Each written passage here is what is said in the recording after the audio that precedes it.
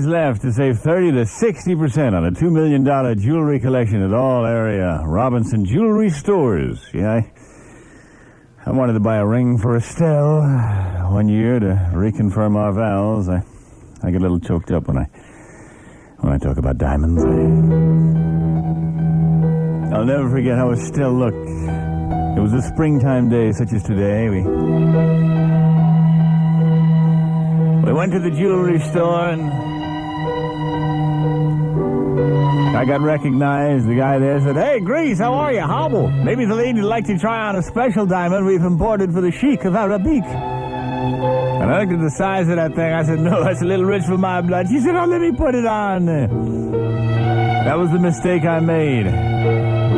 Letting that hog put that ring on. It was made for the Sheik's delicate wife, so fair, draped in cloths, a slender wisp of a lass. Not for a big, lumbering beast like Estelle. She put that ring on, and it wouldn't come off. At first, we all chuckled. Oh, that's a common ploy. You get a $20,000 ring on your hand and then say it won't come off, so you'll have to keep it. Ha ha, we all laughed. Till Estelle said to me, "Honey, I don't think it's coming off. I don't think it's coming off." And so we yanked and we pulled and we yanked and we pulled. We went into the bathroom and we soaped up her hand and we still couldn't get it off. I said, "You slob! Did you have seen all those madam eyes?" She said, "Don't call me a slob in front of all these people. Look, they're looking at us." I said, "I don't care. I don't care. You think I'm going to pay 20 G's so you can keep that ring? You nuts, you nuts, you nuts." I said, "Buddy, I'll get that ring from you. You know who I am, the Greasman. Hobble, hobble, hobble, right? I'm good for it. I want to take her home. I'll get that thing off, no problem."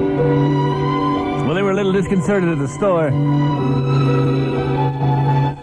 But sure enough, they let me go. I took her home. I said, "Estelle, this ring's coming off no matter what." She said, "What are you going to do?" I went to the shed and I got my Black & Decker chainsaw. I said, "I'll cut your finger right off if I have to." She said, "My God!" I said, "Well, let's soap it up and get it off." Wow, wow, wow. I followed her around with that chainsaw threateningly. And her finger turned blue and green, but no.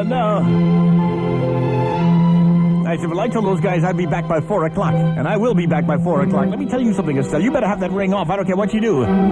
You cut your finger off if you have to. You hear me? You hear me? I'm talking to you now. You hearing what I'm saying?" And I went out to the door and I went back to the jewelry store and finally, Estelle called up. She said, "I got it off, honey, but